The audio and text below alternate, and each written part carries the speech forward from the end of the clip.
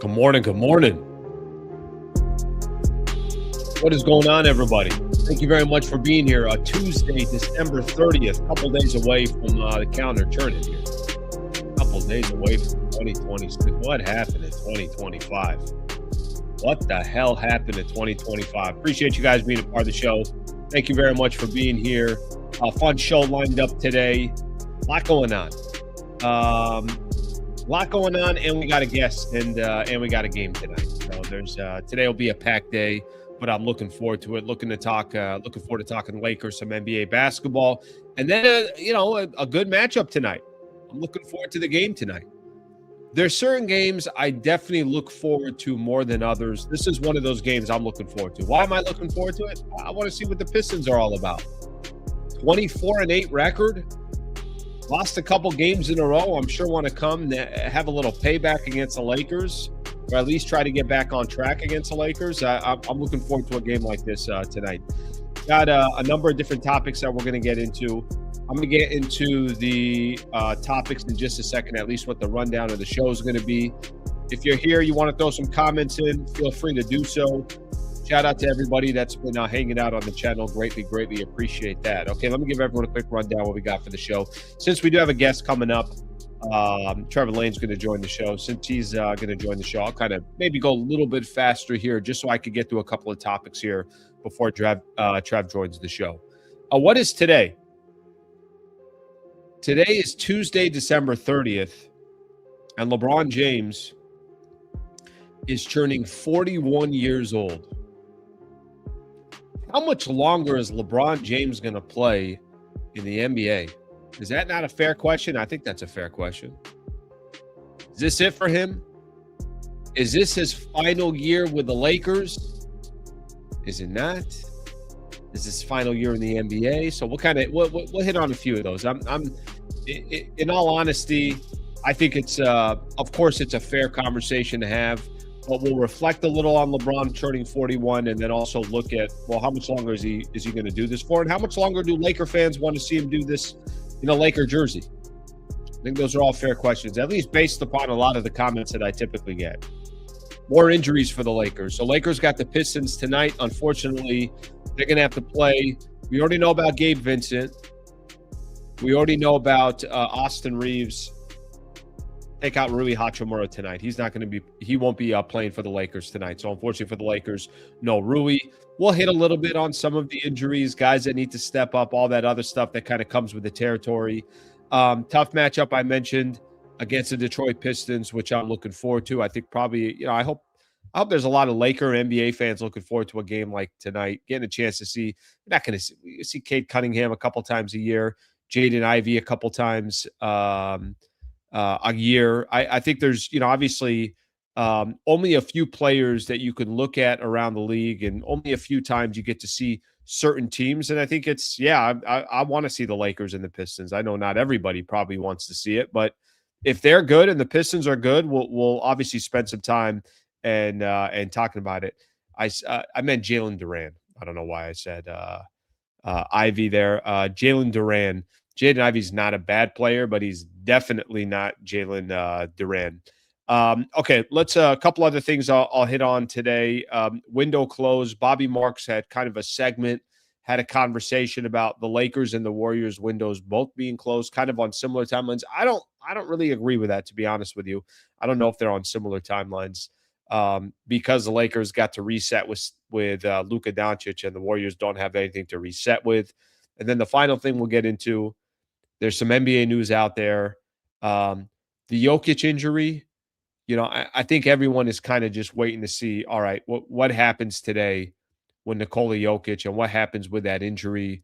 Hopefully he's out for a couple of weeks. Not that he's out for, obviously a major amount of time. So we'll see what happens in regards to Nikola Jokic. I know they said he's getting an MRI today. For all I know, I didn't see anything this morning when I was, doing some prep and some research, but we'll see what happens from there. Other stuff around the NBA, it's kind of some more likelihood about the Anthony Davis, potentially a trade waiting in the offseason. So we'll hit on a few NBA topics, then we'll call it a day. So thank you very much for being here. Please, if you guys don't mind, subscribe to the channel. Cheers to everybody. I had one sip of coffee so far today. One sip of coffee, you know? Got to get that engine going. Got to get that engine going. All right, let's take a look at a few of the comments before we get the show started, and then we'll get rolling here. All right, let's see what people are saying here. 2 more years. All right, I'm gonna be honest with you, and we're gonna spend some time on this LeBron thing. You can get 2 more years with LeBron, but I'd like to see the Lakers move on after this year. That's what I'd like to see. I don't mind if LeBron wants to keep playing in the league, play. Go do that final get his farewell tour and do that certainly maybe in Cleveland, but I think the Lakers, because they have Luka, eventually need to move on. All right, let's get Ocean Breeze in here. Someone who wants you, makes it obvious. Someone who doesn't, makes it confusing. That's the pattern. Don't chase clarity from someone who only offers confusion. Interesting. It's a good quote there. I've never heard that before. Bron plays this year. Lakers fall short in the playoffs. They make one trade next season. They make a real run. If it still doesn't happen, final year is the farewell tour. All right, just another one here. Just got off working night shift. Appreciate you, brother. Thank you for coming on. Thank you for being here. Coffee in hand, Slee. Yes, sir. I got the coffee. Okay, let's start the conversation. This one, you're 100% right. Waiting on that Shams Jokic news. Damn, that is when I saw the reports kind of starting to come out, and it's like Jokic got an injury. Then you watched it. And I watched some doctor yesterday breaking it all down, and he was basically saying the fact that he wasn't jumping, the fact that his foot was planted, maybe, just maybe, it wasn't going to be as bad as initially expected, but we'll see. He also said that he could very well have torn real damage there and be out for a long time. So we'll wait to see what happens in regards to Jokic. Okay, let's get the show started. Like I said, Trevor Lane coming up here in, let's call it 10 minutes or so. So LeBron turns 41 today, and ESPN had a good article, and I'm sure, listen, a lot of the outlets are doing this, and you can kind of pick and choose how you want to talk about LeBron today. You can either celebrate that the man is in his 23rd year and still making it happen at age 41, or you could also, and it's completely fine if you want to take this approach as well. You could also say, like, all right, well, is this it for LeBron as a Laker, or you're preferring that this is it for LeBron as a Laker? So, kind of a cool thing that ESPN did. No surprise, McMenamin here did it. And they took 23 photos through 23 seasons that kind of explain LeBron's career. And, the first photo is when we'll look at this together. I think some of these photos, they're iconic enough, and you guys know them all. And then this will lead to part of my conversation in regards to what's the future hold and how much more do you want to see LeBron as a Los Angeles Laker. But I'll show you some of the iconic photos, and you guys will be, familiar with all of them. This is his first game against Sacramento. This is the game where he single-handedly beat the Pistons, if you guys remember.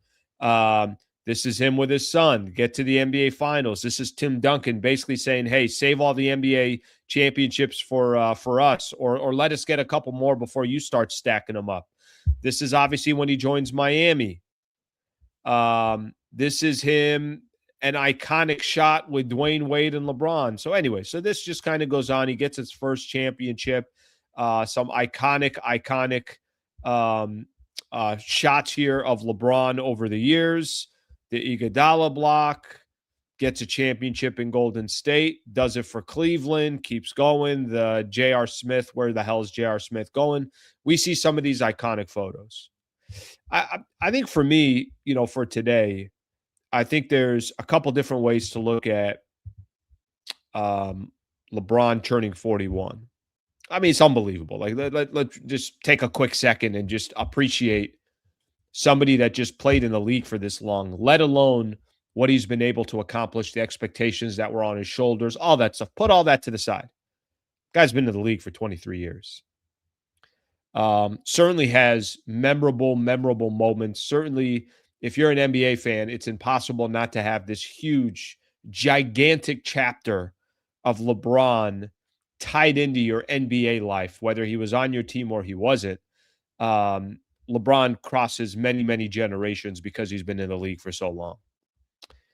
I think for me, I look at LeBron, what he's still doing and what he's still able to do. And there's a lot of times where, I'm asking myself, I'm like, oh my gosh, unbelievable. He's still able to do what he's able to do at age 41.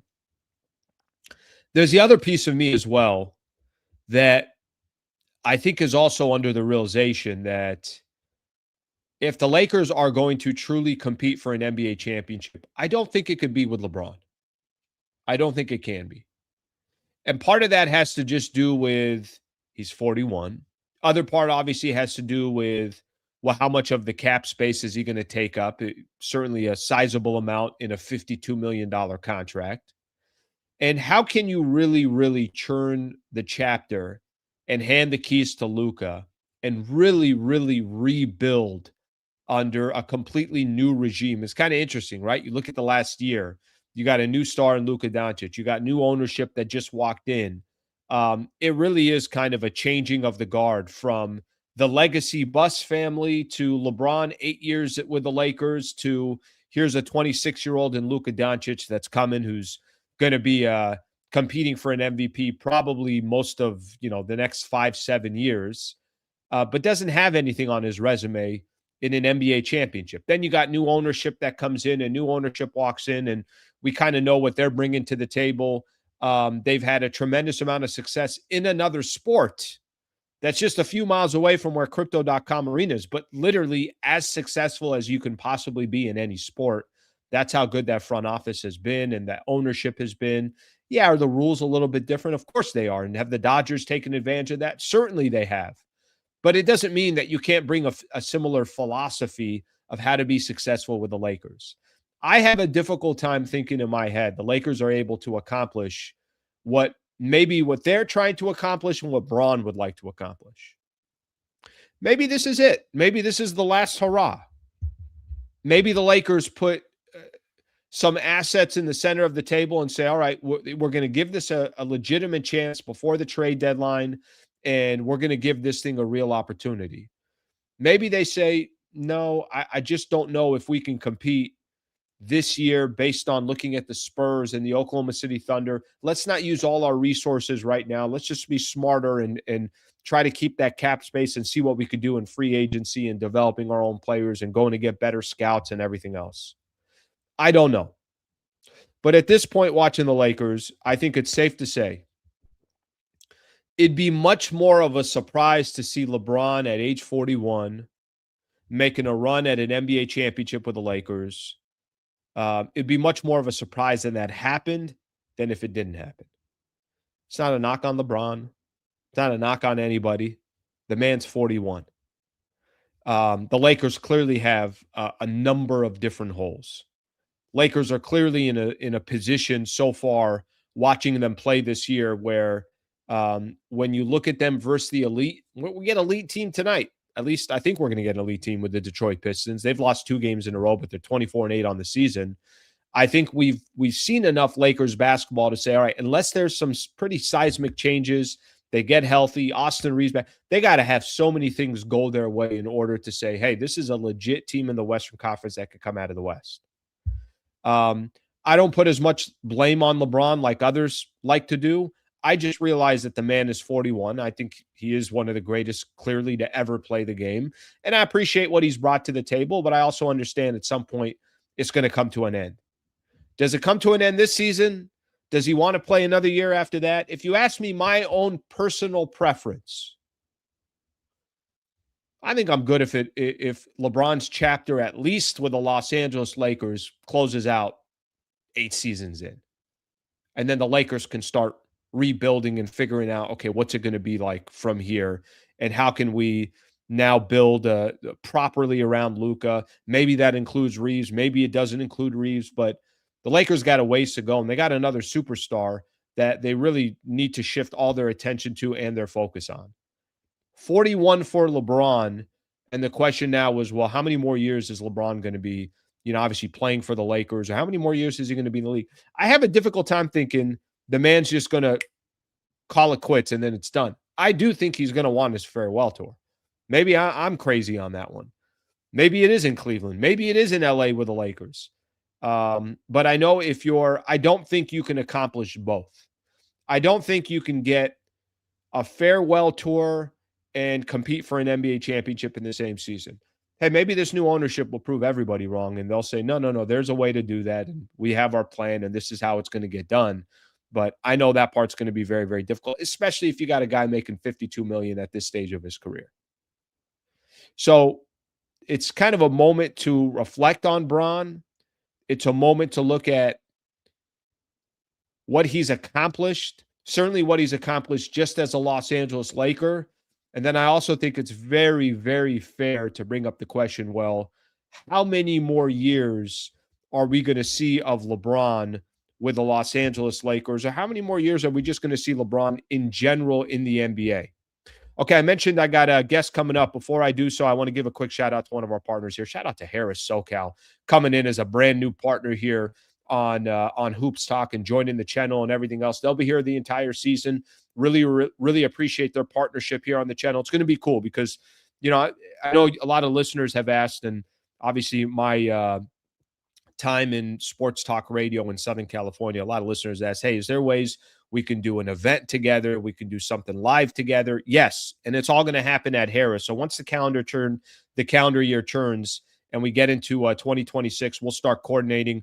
I'm going to do a morning show from there. I'm going to do a post-game show from there. I'm really looking forward to it. If you're looking for a getaway within 2 hours of wherever you are in Southern California, Harris SoCal, it's in that kind of North San Diego pocket, the Palomar Mountains, which is really, really beautiful. Literally a drive that you take in there, all these rolling hills. If you just want to get away for a staycation and make it a lot more affordable than going on a flight and going somewhere else, harrissocal.com today. Go to harrissocal.com and definitely take advantage of some great offers that they have. And we'll have some exclusive offers for listeners here coming up shortly as well.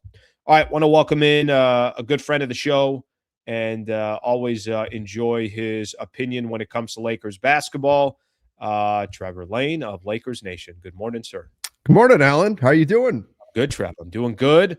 Kind of, reflecting a little bit on LeBron turning 41. And I think very naturally, and I'm sure you find this happens to you as well, and then you just kind of start jumping towards the future and not appreciating the moment. I do tend to. It's something I try. Maybe that'll be my New Year's resolution. It's something I need to be better about, is staying in the moment and not moving on to whatever the next thing, always looking ahead to that next thing, but appreciating what you've got. There's an old 80s song that says something like, you don't know what you've got till it's gone. LeBron's going to be gone before we know it. Important that we take time to appreciate him. Okay, I'm going to ask a two-part question here, because I think there is a time to obviously reflect and be pretty amazed that he's 41 years old, year 23 in the league. ESPN, I just walked through some of the photos. I don't know if you saw it. Dave McMenamin had an article this morning, and it's 23 photos of, you can call it the most iconic moments of LeBron's career. It's the block against Iguodala. It's the Eastern Conference Finals back in, the mid 2000s when he scores in overtime over the Pistons. It's Tim Duncan telling him, can you slow down and don't win any championships right now? Save a couple for us. So all these iconic shots that he has. With all that in mind, you were a Laker fan before LeBron. You'll be a Laker fan when LeBron is gone. And he's one of the more interesting players that wherever he went, he had his LeBron fans. They didn't have to be Laker fans. He was just, people love LeBron. I think for you and I and a lot of people probably that we associate with, they're Laker fans first. What would you like? How would you like to see LeBron's career as a Laker end? Would you like it to be this season? Would you, if he decided, hey, you know what, I'll take less money and I'll just stick around and I want a farewell tour next year? What for you is balancing how LeBron finishes his career in the NBA or finishes career with the Lakers, and the Lakers, I think more importantly, trying to compete for an NBA championship? So obviously, number one would be I'd like his career to end with the Lakers championship, right? I would like that to be his final game, would be winning a Lakers championship, and specifically Lakers, not an NBA championship, a Lakers championship. Sure. As far as whether or not I want it to be with the Lakers or whatever. Yes, I would like him to play his final game. If a championship is not in the cards, I would like his final game to be as a Los Angeles Laker this season, next season, beyond that.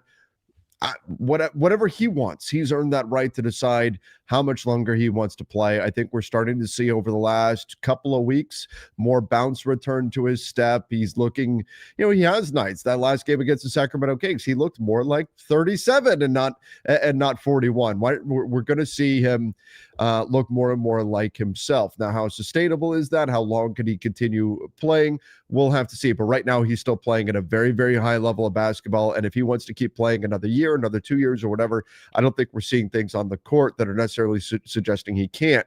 Now, as you noted, though, the Lakers may have a decision to make because all the options are on the table for this summer. The Lakers can offer him a contract. They cannot offer him a contract. LeBron can accept the contract with the Lakers. He could accept a contract somewhere else. He could decide he doesn't want to play basketball anymore. He could retire.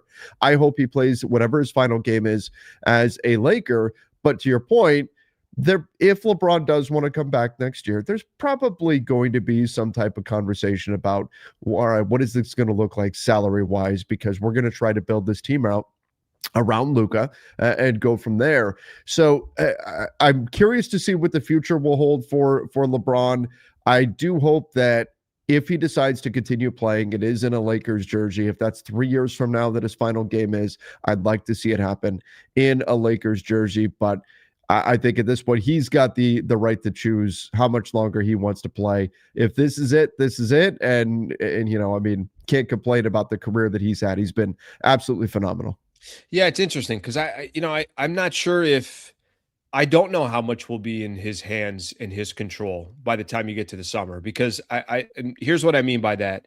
If the Lakers, and I thought it was smart for them not to offer him a 1+1, another, extension. Hey, let's just kind of take this year by year. Why wouldn't they do that? No players ever played 23 years in the NBA. And I think the piece that you mentioned about Luka, this is the difficult part for me. And I find myself on the channel, and I don't even know why this happens. I find myself defending LeBron more than I probably ever thought I would. But that's fine. That comes with the territory. What we do, and it's streaming and it's live, and everybody, has got a keyboard in front of them. They're going to give their opinion.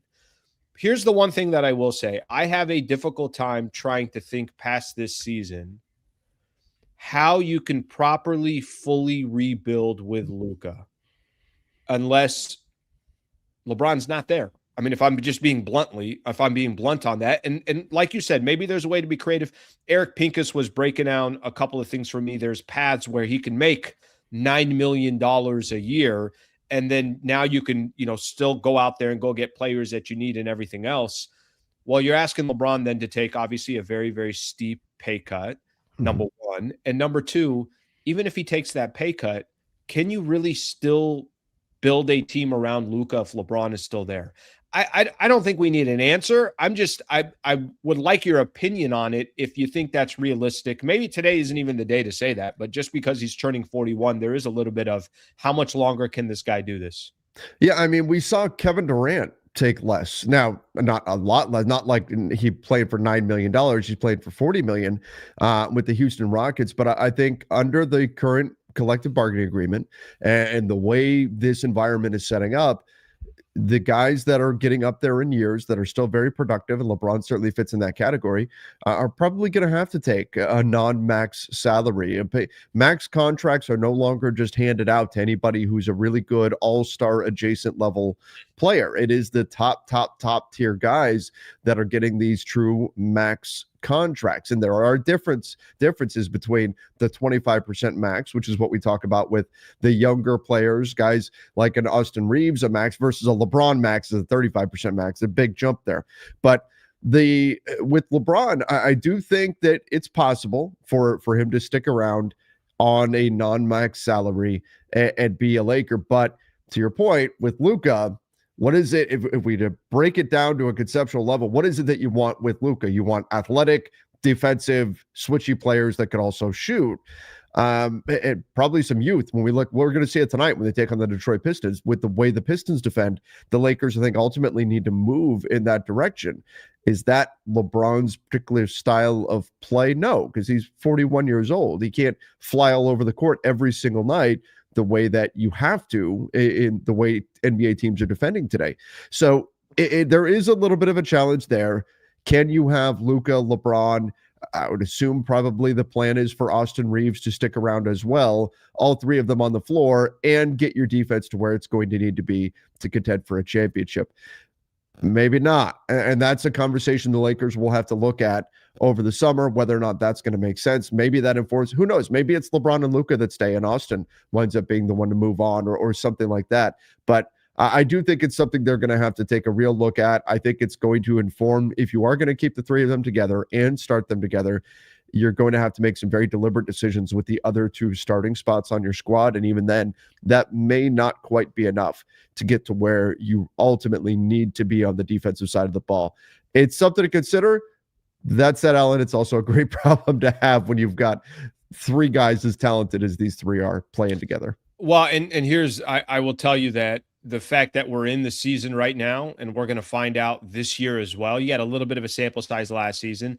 The rest of this season is also going to tell you what to do. So I think there's going to be a little bit of, by the time we're sitting here and it's March 1st, I think we're all going to have an idea. I mean, I think already have a pretty good idea of what this Lakers team is and just how far that they can go.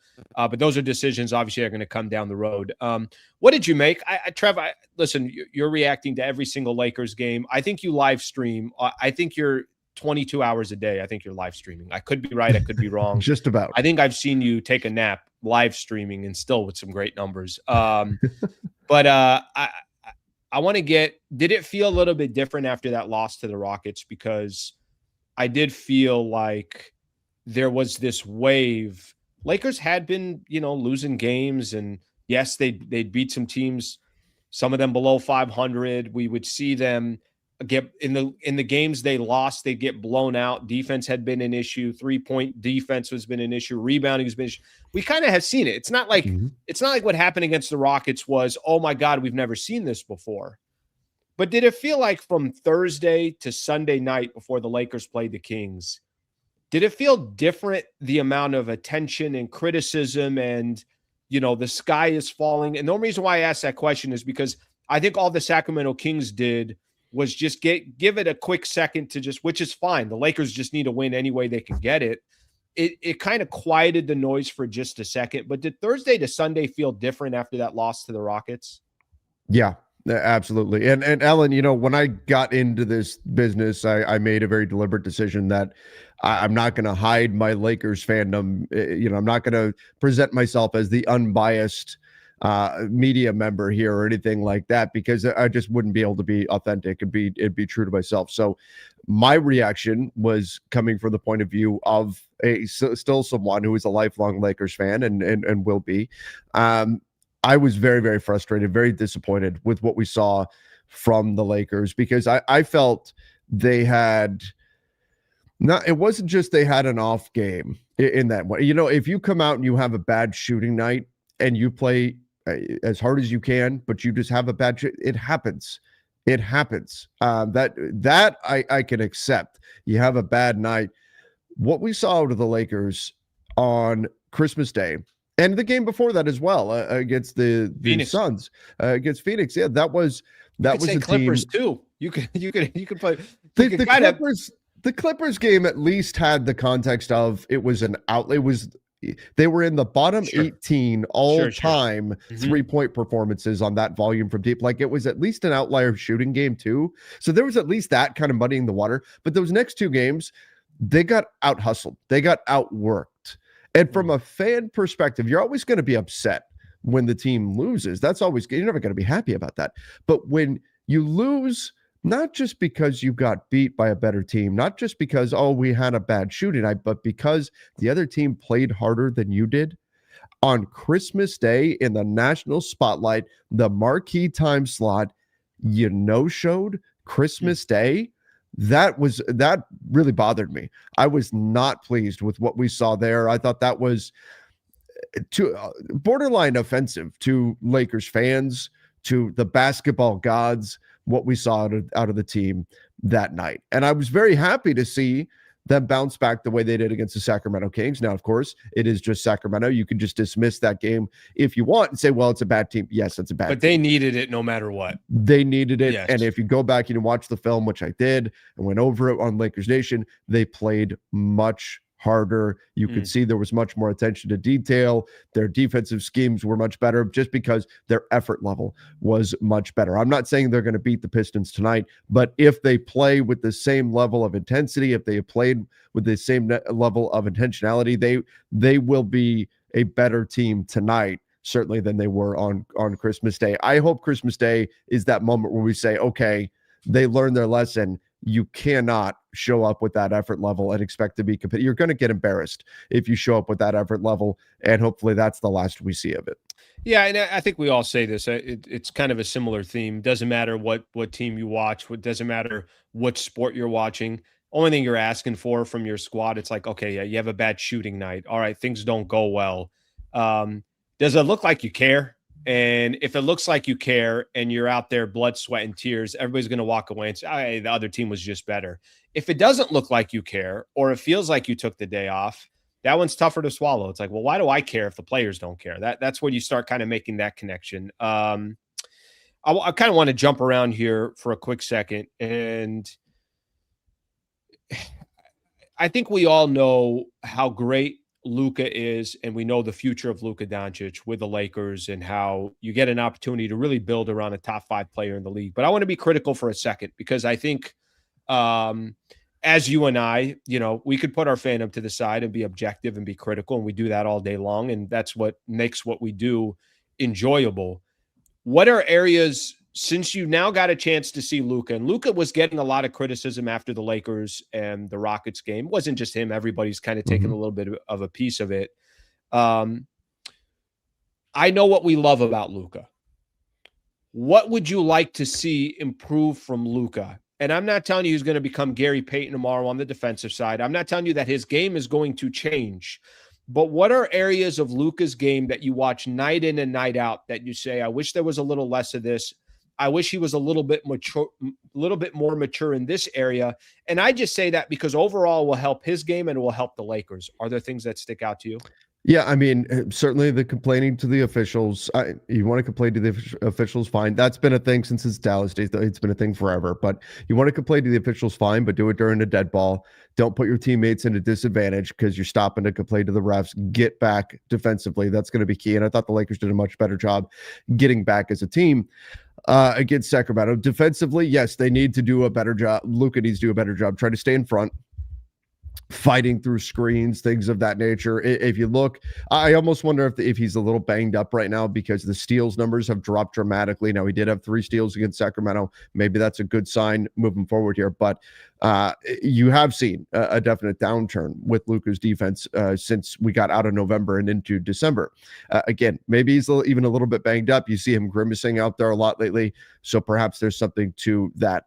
But I'd also like to see him be a bit more selective with his shooting. I think there are some times where he takes the very contested step back 3, particularly when there's a lot of time left on the clock. I'd like to see him be just a little bit. You still want Luka to be Luka. You want him to be aggressive, certainly out there. And that's part of what makes him so great is his ability to hit tough shots.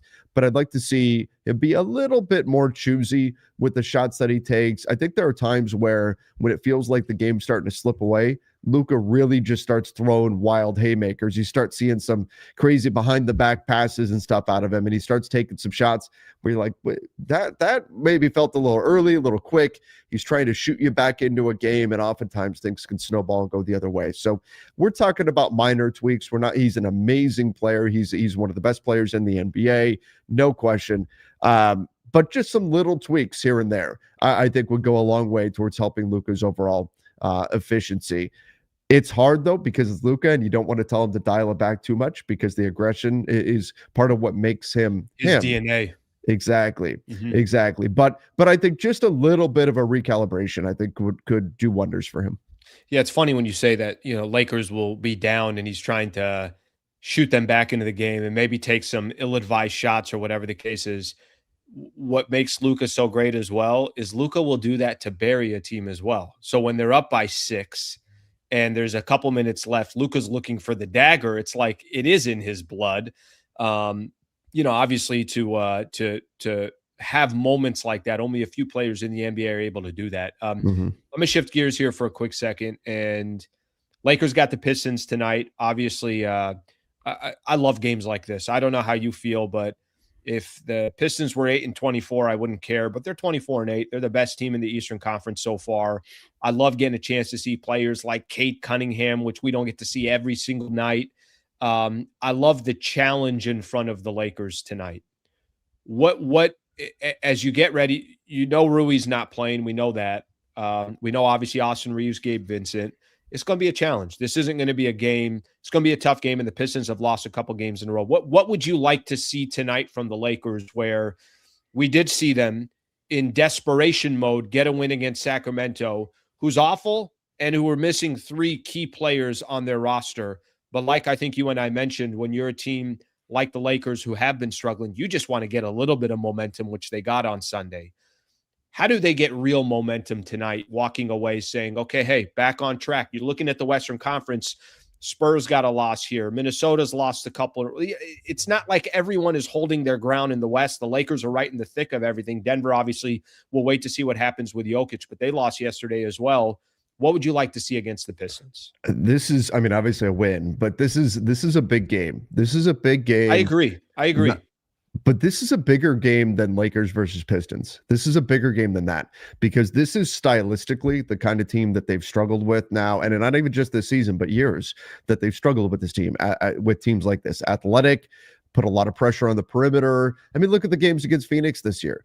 The Pistons are also one of the top steals teams. Phoenix is number 1. The Pistons are not far behind. They're right there. I think they're number 3 in the NBA in steals per game. They crush you on the offensive glass. They commit a ton of fouls, but this is the thunderification of the NBA. This is we're going to really pressure you on the perimeter. We're going to do everything we can to force turnovers. We're going to crush the offensive glass. We're going to pick up a few extra fouls, but guess what? We're going to commit even more, and they're not going to call them all. This is an athletic, aggressive defensive team that is going to really get after you, really put pressure on you on the perimeter, try to keep you out of the paint. They're going to bruise you and battle you on the boards. This is the kind of game where we see the Lakers tap out all too often, because they don't match that level of intensity and that level of physicality. Winning this game would mean more than just winning this game, because this is the team stylistically that gives you all kinds of problems if you're the Los Angeles Lakers right now. So this is a game they have to be ready to battle. And I thought that's what, the other night the Clippers got a win over them. Did the Pistons shoot poorly? Yes, but I thought the Clippers did a nice job matching the level of intentionality, of intensity that we saw from Detroit.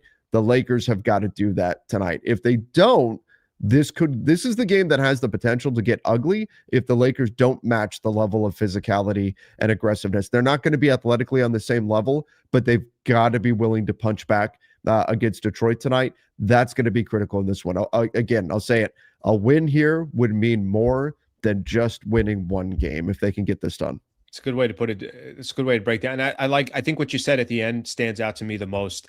They have to be willing to punch back. And there's just been too many games where, by the way, you know what's crazy? To start the season, Trev, I thought that was in the Lakers' DNA. I thought there was, to start the season, it was like, hey, I enjoy watching them play, not because of pure talent, but because of they're going to fight and they're going to kind of just the type of blueprint that they started creating. You're like, hey, if this can continue, yes, they got talent, but more importantly than talent, just as important, maybe not as important, but equally as important, is you got to fight. And I feel like that's gone away from the Lakers. And I think tonight's a perfect example of whether I think we'll get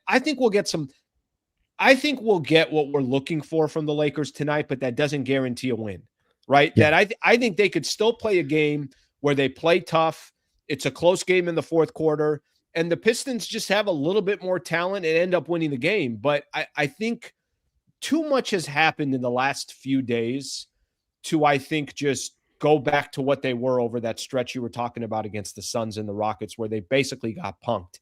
I want to ask, and I'm curious on this one, and I know new ownership takes over, and in any business or a company, it takes a second. And I actually think the businesses, CEOs, the owners out there that take over, I think they're smart to not just come in and all this rapid change is made. I think they wait a second. What do we like? What don't we like? What works? What doesn't work? What would you like to see from new ownership over the course of these next 6 months? If I said to you, and I think what will make this new ownership so unique, and I think why there's a lot of people around the league saying, "Oh my gosh, Lakers just got the ownership they need to take the franchise to another level." Trev, they might not be able to go out and spend X amount of dollars for a certain player, but what they will be able to do is go get the best scouts, go get the best front office. If Pelinka's your president of basketball operations and your general manager, well, go get a GM and separate those two roles. I think that's where they're going to be able to flex the most. Go get the brightest basketball minds in the world. What would you like to see from this new ownership over the course of the next 6 months that starts setting the table of, yes, this is new ownership? Yeah, I mean that's it exactly. When we look at the Dodgers, like it would be great to say, oh, the Lakers can just go get Ohtani, right? and Shohei becomes a Laker or something. You could pay for that. It's not the way the NBA's cap system works. So you're not going to necessarily see them be able to just go add whatever talent they want. Does it make you more willing to spend? Maybe, but it's the second tier apron makes things complicated. But nonetheless. For that exact reason, right? Like the exactly. Purpose. This is why the NBA is built the way it's built. And people will say, oh, well, it shouldn't be that way. Well, if it wasn't, then Steve Ballmer has everyone. Then every player is a Clipper. If there's just no salary cap, because he's got that much more money than everyone else. It's not close. And by the way, this is, for those that I think for a healthy league, it is good to have this checks and balances. Mm-hmm. It doesn't mean you still can't be a great franchise that develops. I think that what this will force the Lakers to do is the Lakers have not done a good enough job keeping guys, developing guys. I think there's certain areas to dot your I's and cross your T's that you hope new ownership can come in and have a little bit more of an impact on. But keep going. Absolutely. It's about where can you make an impact in everything that is not touched by the salary cap. And that is coaching. I don't think JJ Redick is going anywhere, but could you build out the coaching staff? Are there other, if there's an assistant coach you really want to add or something like that, money should not prevent you from doing so. The analytics department, the facilities, medical staff, all of these areas, right? When we look at the front office in general being built out, all of these areas I would like to see improved and beefed up. And that may not pay dividends immediately. It may not be something that we notice on the floor immediately. But the bottom line is, you look at what the Dodgers have done. They've not just gone and bought talent. They've also gone out there and they've added some of the brightest minds in baseball and found positions for them and found opportunities for them to be part of their organization. Said, hey, we want you to be part of our decision-making process. And I think that's what it's going to be for the Lakers as well. You should not be in the mindset, in my opinion, of circling the wagons and we're only going to trust this group of people that we already know in order to help us with our decision-making. But instead, you need to be open to a lot of different styles of thinking and a lot of different basketball minds coming in and presenting their opinions, and through that collaborative process, ultimately create a unified vision. And I think that's what we're going to see under Mark Walter. More ultimate talent at the decision-making level brought in to this organization. Yeah, that's the thing. And I know it's easy for fans to say that, hey, I want to see this player and go make a move at the trade deadline for this, that, whatever the case is. You know what I'm waiting for, Trev? I'm waiting for the news that comes out that says the Lakers just got this top scout. Yeah. Who was over here for X amount of years, and everyone in the league knows that this is one of the best in the business. Or the Lakers just separated Pelinka's job, president of basketball operations, but now they have a general manager as well, and another brilliant mind that they could bring into that front office. That trickle-down effect. I mean, you outside of just the Lakers, you're watching obviously the NBA. How many different players in today's NBA are you seeing? Go look at the Boston Celtics. I'm like, who's this guy and who's that guy and how's that guy getting playing time? there is a system that obviously some of these teams are building, and players are walking into that system and thriving. And you and I might not even know these players a year ago or 6 months ago. Lakers need more of that as well. I think there's a way for them to be really, really competitive without just putting that, a check out there or saying they got to go get this player or that player. Final one, and I appreciate the time as always, Trev. As we kind of look at the rest of the season for the Lakers, I think it's clear some of the things the Lakers don't need, everything else. Just your thoughts and opinion. By the time we get to the NBA trade deadline, is it much more likely that the Lakers will be ultra aggressive? Or do you think there's also a world out there that the Lakers are saying, we get it, everyone wants us to be aggressive, but we're trying to be as smart as possible, not overpay for players that, everyone's going after? Just your thoughts between now and the trade deadline, how aggressive the Lakers are. I think they'll be aggressive. I know that doesn't necessarily mean they'll find the right move, because that's, given their limited assets, they have to make sure whatever they do is the right decision. But I do think they'll be aggressive to try to add pieces to this team, with the caveat that if they're going to make a move, it's going to need to be for someone that they feel like, or perhaps multiple players, can be part of the future as well as the present, if they're going to give up, especially when we talk about that future first-round pick. I still think they need to find a fit starter. Can they do that? It's going to depend on how the market develops. Right now, it's been a tough market. A lot of the sellers have talked themselves out of selling. A lot of the buyers have talked themselves out of buying. So it's kind of a staring contest right now. But I do think they're going to be aggressive as we get close to that February 5th trade deadline.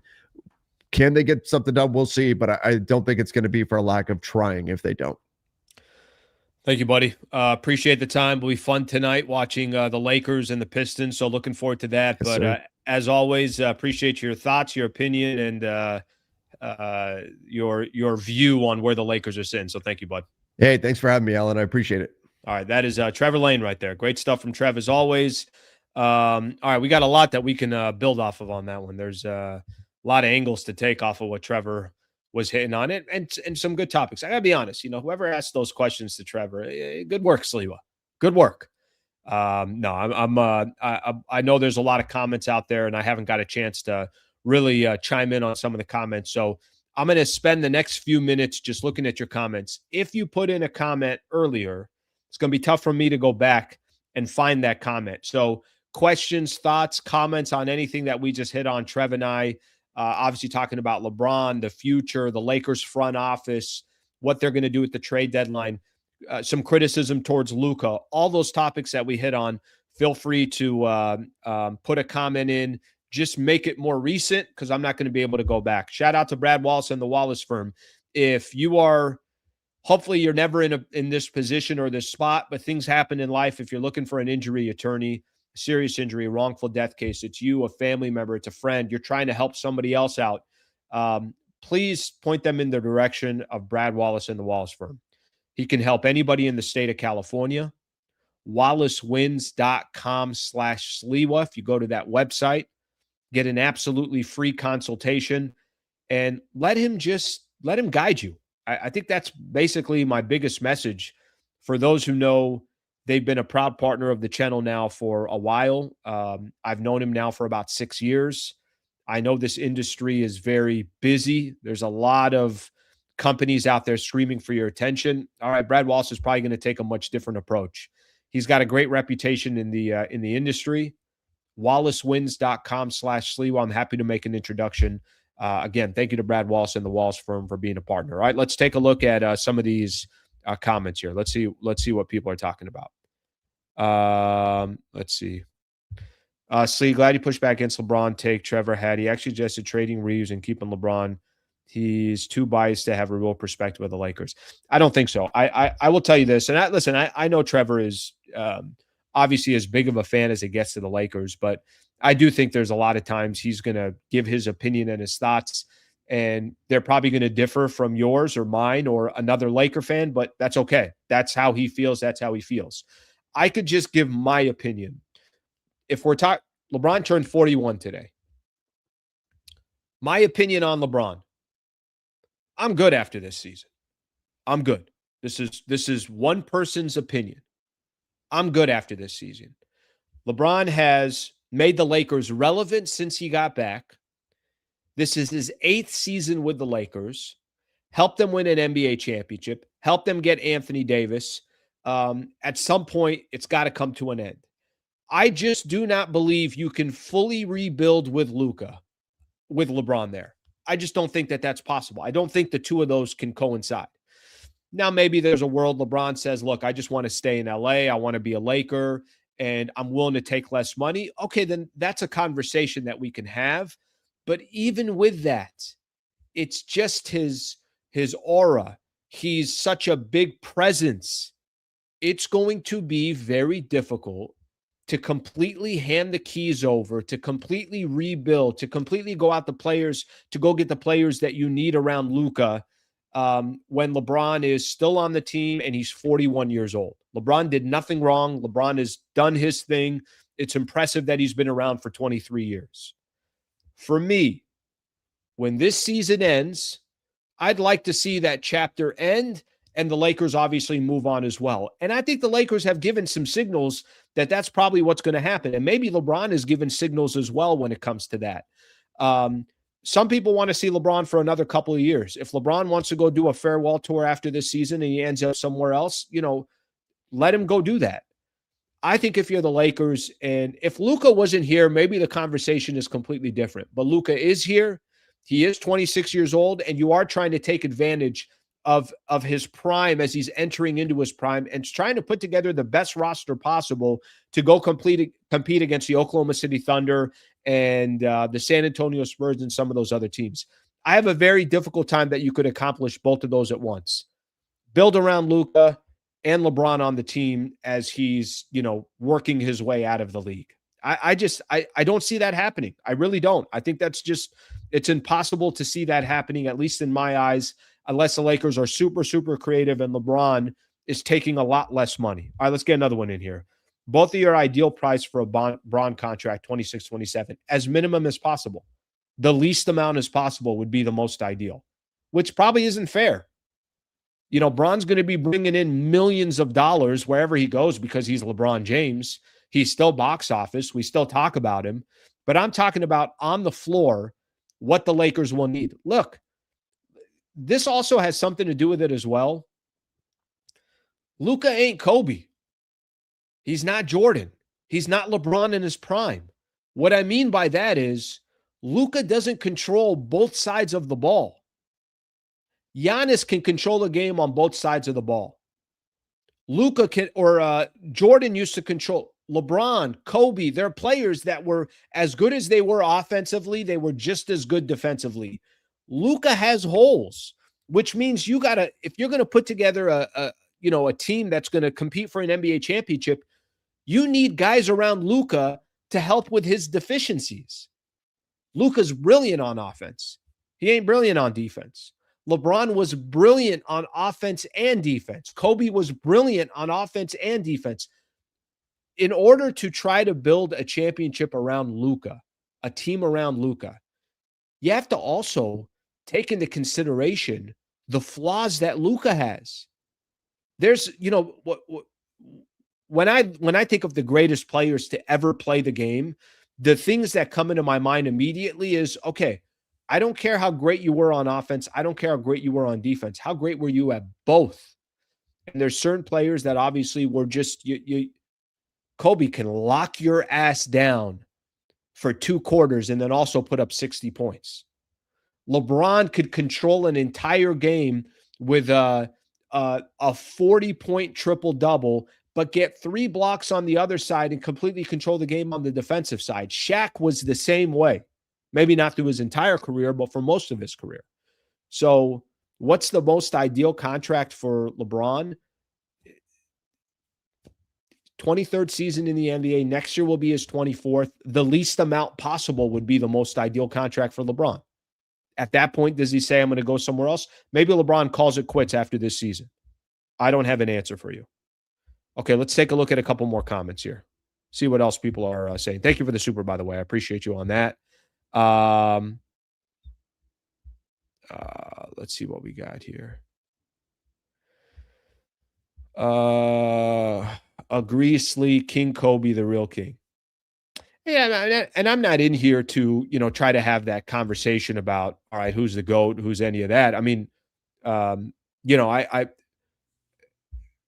that's a conversation for somebody else. So I'm not here to have that. But the point I'm trying to make is there were players that were doing it on both sides. Luka can't do that.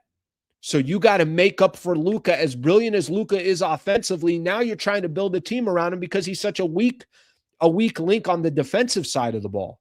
So that's why that kind of also comes into play. That's why people look at Austin Reeves and say, this ain't going to work.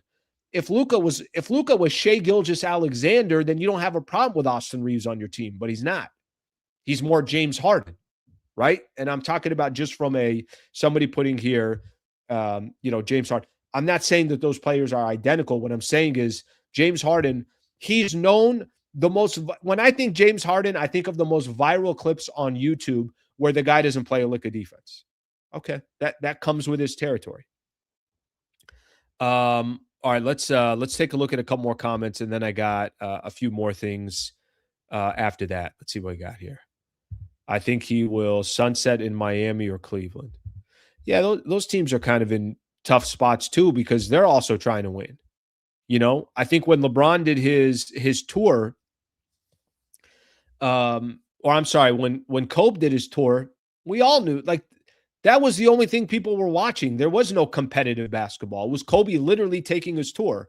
The problem with the Lakers, they're not trying to do a tour right now. They're trying to maximize Luka Doncic. You got new ownership here that's trying to win. I said something, and I really do believe this. New ownership is kind of working their way into, all right, we're running things now. We're figuring some stuff out. We're trying to see what's working, what's not working. They obviously fired the two Bus brothers, the scouting department. A lot of them were also let go. What the only news I want to see from new ownership moving forward, the only articles that I want to see, and I said this to Trev, and I really do believe it. The only thing I want to see now from them is because I think players that will take care of itself. We'll see what eventually happens.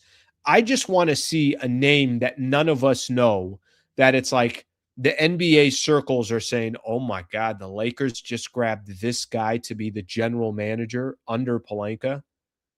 Oh my gosh, the Lakers just went out and got these 3 scouts that are some of the best scouts in the entire world that helped get this player to that team, that player to this team. I want to see the non-sexy moves right now with the Lakers, because what they try to do by the trade deadline, that's going to take care of itself. We'll see what they're able to do. The market's going to dictate whatever the market is. But I think for the Lakers right now, it's those non-sexy moves, the names where people don't even know who the hell these people are. Those are the ones that I think are going to have the real impact for the Lakers over the next 2, 3, 4, 5 years down the road. So, something in regards to that, as far as how new ownership can have that impact.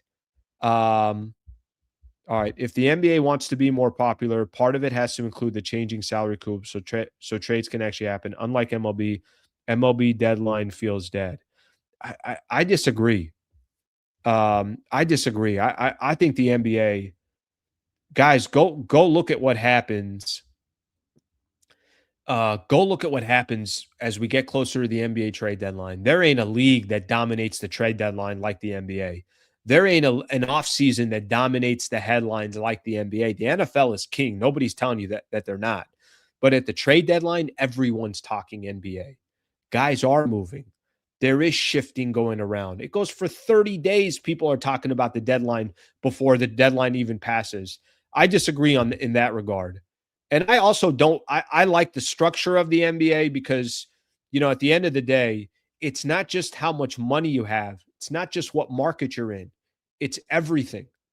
The Thunder can build a contender. The Spurs can build a contender. The Celtics can build a contender. The Lakers everyone can build a contender. Just have your shit together. Know what you're doing. There's certain franchises we know are bad, and there's certain franchises we know are going to always be in the mix. Okay, I got to move on here. I got a couple other topics that I want to get into. Let's talk here real quick. Lakers and the Pistons. I agree with Trev talking a little bit earlier, just how big of a game this is for the Lakers. And I'm not trying to by no means am I trying to be dramatic or anything like that, but all that chatter for the last couple of days about the Lakers and how the effort's not there, and JJ Redick's going to have an uncomfortable practice, and all right, we can all sit here and try to jump on where the obviously where the league was, or where the Lakers, the storylines around the Lakers. Then they play the Sacramento Kings, who are awful, and they beat them, and they dominated the entire game. They did exactly what they were supposed to do. You want to actually make people turn their head for a second and at least let internally your team know, and JJ Redick know, and Laker fans know that, all right, that little stretch that the Lakers were on where effort was always in question, those days are gone. Well, let's see what you do tonight against the Pistons, if that's going to be the case. Because Detroit's going to give you 48 solid minutes of ugly basketball, their elbow right up, under your chin, hustling for loose balls, offensive rebounds. The Pistons are going to give you what I think the Lakers really, really need right now.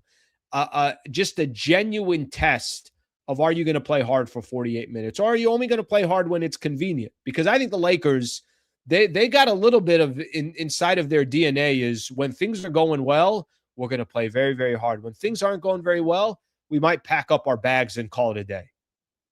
I think the Lakers are going to play tough tonight. I'm looking forward to the game against the Pistons. I'm looking forward to watching Cade Cunningham. I'm looking forward to watching the Lakers on the defensive side. I'm sure Marcus Smart will be all over the place. Vando will be all over the place. It's a good test for the Lakers. This is the kind of test you want after being called out by your coach basically every day for about 3 days. This is the kind of test that you want. Lakers will get that against the Pistons. So I'm looking forward to that. I really am. I think this part, or this part of the schedule is, the timing is good for the Lakers to have a matchup against the Pistons based on the type of style that the Pistons play and based on what the Lakers don't like playing against. Lakers don't like matchups like this against the Pistons. They don't like matchups like that against the Rockets. That's just, so far this season, at least over the last month or so, that has not been a part of their DNA. Does that change tonight? Do they roll up their sleeves and say, we could play a little dirty? We could play a little, when I say dirty, not actual making dirty plays, but just muddy the water a little bit. I'm looking forward to watching to see what that looks like. I mentioned injuries-wise, unfortunately for the Lakers, no Rui tonight, so there's another disappointment in regards to another player that's not going to be available for the Lakers. The injuries kind of keep stacking up, but we know Gabe Vincent's out. We know Austin Reeves is out, and we know Rui Hachimura is out as well. The one good piece for the Lakers tonight is Jackson Hayes is back, so something to keep in mind in regards to that. So Jackson Hayes will be back for the Lakers tonight. He missed 2 games, I want to say. Maybe he missed 3. Somewhere around that range is what he missed, but the good news is he's going to be back tonight. Okay. I'm going to take a look at a couple of the comments here, and then we are going to do some NBA news, and we're going to get out of here. Let's see what people got to say. Let's see what people are talking about. Only double teaming will be Luka and Lebron arguing with the same ref. Man, people just can't give respect to LeBron, can they? They just can't find it in them, can they? Time to draw some fouls. Sure. Of course, draw some fouls. They're going to be overly aggressive and try to take advantage of that. Let's see what else we got here.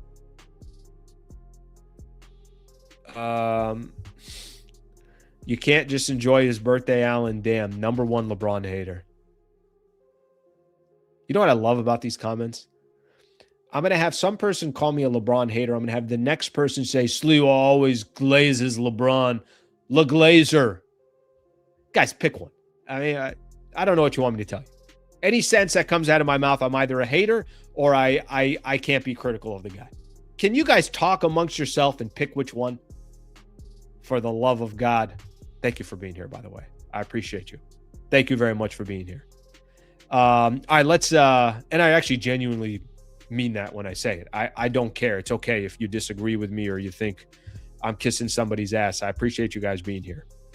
And I'm not kissing anybody's ass. All right, Nikola Jokic set for an MRI after injuring his knee against Miami. Guys, I got to be honest with everybody here. This could shift the entire Western Conference. I mean, to an extent, right? the last thing you want to see is Nikola Jokic down with an injury. And let me check ESPN, see if any news has come out. Okay, no. Okay, wait, we got it. All right. I thought maybe somebody would tell me that. I just went to ESPN right now and I saw Jokic avoids serious knee injury to miss 4 weeks. Okay. There was a guy yesterday. So Shams Charania is putting this out there. The Associated Press has it out there. Nikola Jokic with a hyperextended left knee, the team said Tuesday, adding that the 3-time MVP will be reevaluated in 4 weeks. There was a doctor yesterday that I was watching on YouTube where it felt like, some of the quotes I was reading from the coach of the Denver Nuggets, David Adelman, when I saw some of his quotes, I'm like, oh man, this guy, this could be just a catastrophe for Nikola Jokic. Forget the Nuggets for a second. I love watching Nikola Jokic play basketball, and I want to see Jokic obviously in all of these games. And the video I was watching yesterday, the guy was mentioning something along the lines of, because his foot was already planted, it's not like he came down and all that pressure, the 270, 280, whatever Nikola Jokic weighs, his foot was already planted. Somebody kind of they planted their foot, and what caused kind of the hyperextension of the knee. He was saying he was kind of more on the optimistic side. He's like, I don't think this is a catastrophic injury. And that made me feel like, all right, maybe there's hope there for Nikola Jokic. That's phenomenal news. That's great news. Nikola Jokic to miss 4 weeks with a hyperextended knee. I will tell you what this means in the Western Conference. If you go look at the standings right now, look, not everybody's playing unbelievable basketball. The Thunder are 6-4 in their last 10. The Nuggets are 6-4 in their last 10. The Rockets are 5-5 in their last 10. The Lakers are 5-5 in their last 10. Minnesota and Phoenix are 6-4 in their last 10. My point is that other than the San Antonio Spurs, who've won 8 of their last 10, but have lost 2 games in a row themselves, everyone's in the mix. Lakers are 2 games back behind the Spurs for the number 2 spot, and they're also 2 games in front of the Phoenix Suns for the number 7 spot. So what this is looking like in the Western Conference is very similar to other years. Everyone is kind of circling around each other. And between number 2 and number 7, you're only between a couple of games.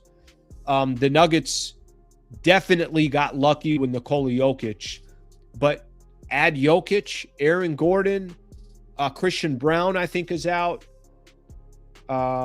Cam Johnson, I think, is out. They got a number of players that are out. I think that's 4 starters that they have out. So they got a number of guys that are out. So they're going to be certainly probably moving in the wrong direction when it comes to, obviously in the wrong direction when it comes to the standings here. But they got Jokic, and he'll be healthy and he'll be back, and that's the only thing that matters for them.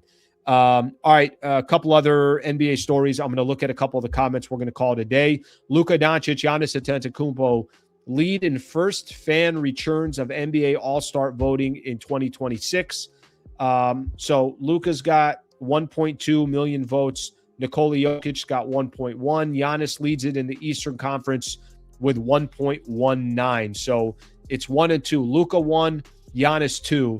As far as the first fan returns for NBA All-Star voting, so not a big shock there. Last thing I got in the NBA, the Anthony Davis rumors just keep flying. Dallas is, according to a report, Mark Stein reports in his latest Substack that Patrick Dumont, the team governor, they don't want to rush on a big trade for Anthony Davis. The Mavericks have yet to see Cooper Flagg, Anthony Davis, and Kyrie Irving play together for 1 second, and I'm told that new Mavericks owner Patrick Dumont is certainly among those in the organization who'd prefer to see how that trio looks before doing something less drastic. There's also a lot of rumors out there that nobody really knows what the value is of Anthony Davis anymore. He's got the injury history. He is 32. He's making $54 million this year. He's got the desire for a contract extension wherever he goes. So there might be some challenges if trying to, put together a trade for Anthony Davis. Just something to keep in mind when you're talking about AD. How crazy is that? They just freaking got him, and now all the conversation is about trading him. Shows you what people think about that trade. I'm going to read a few comments here, and then we're going to get out of here. Over under JJ as a crash out tech if the Lakers are down 20-plus points before the first half because of effort again. Listen, let me say this. If I got to come on the post-game show tonight and bitch and complain about the Lakers' effort, then I don't know what you want me to tell you. Then I think we got a bigger problem for the Lakers. If I do the post-game show tonight and Lakers just lose because it's a good game and the Pistons are good and they've lost 2 games in a row, so they got something to prove as well, and Cade Cunningham goes off, then okay, you live with it. That's fine. But if it's one of those, the effort's not there, and then you got all these clips that are coming out, and look at the Lakers aren't playing any defense here. There's no rebounding, any of that stuff. That's a bigger problem. I don't think that's going to happen tonight. I think the Lakers will have the effort that they need. All right, let's get a couple more in here. Slee, if the Lakers come out with no effort, take the rest of the year off. Thank you, brother. I appreciate that. But I can't. I mean, I'm trying to run a business here. You know what I mean? This is it. This is my livelihood. My livelihood is now on YouTube. I got to roll up these sleeves every freaking morning. What are you talking about? Take the rest of the year. We don't got time to take the rest of the year off. All right, let me see a couple more in here. Thank you, by the way. A few of the people threw in supers. Thank you very much for doing that. Please do me a favor, subscribe to the channel. They got tired of seeing AD in street clothes. Freaking Anthony Davis. Every time they start making a little bit of noise, he gets hurt again. Love Luka, but that boy needs to stop complaining about fouls and play defense like he was early in the year. Guys, I couldn't agree more. I cannot tell you how much I hate when Luka, and it's the same look that he gives to the referee. Like, what? Me? How? And then he looks over at JJ. I see this 88 times. Everybody wants a review. I'm with you on that. Luka's a superstar. There's some areas of his game that I think if he limited, he'd be even better, or he can focus more on the game and not get as distracted or allow referees to kind of take him off course a little bit. All right, we got anything else left? Somebody saying sick of the complaining, all that stuff. All right, my people. Thank you very much for being here. Solid show today. Really, really good show. There's a couple topics I didn't get into, but that's okay. Maybe I'll get into those tomorrow. Tomorrow, we're going to do a member show at 7:30 in the morning. If you're an MVP member, come hang out with me tomorrow morning at 7:30. I know somebody gifted 10 memberships yesterday. Come join me. What we'll do at 7:30 in the morning, we'll just kind of prep for the upcoming show. We'll hit on a couple of topics. We'll shoot the shit. We'll talk things that have nothing to do with Lakers basketball. And then we'll get ready for the show coming up tomorrow at 8 a.m. Thank you for being here. Hope you guys have a great rest of your Tuesday. And I will see you tonight after the Lakers take on the Pistons.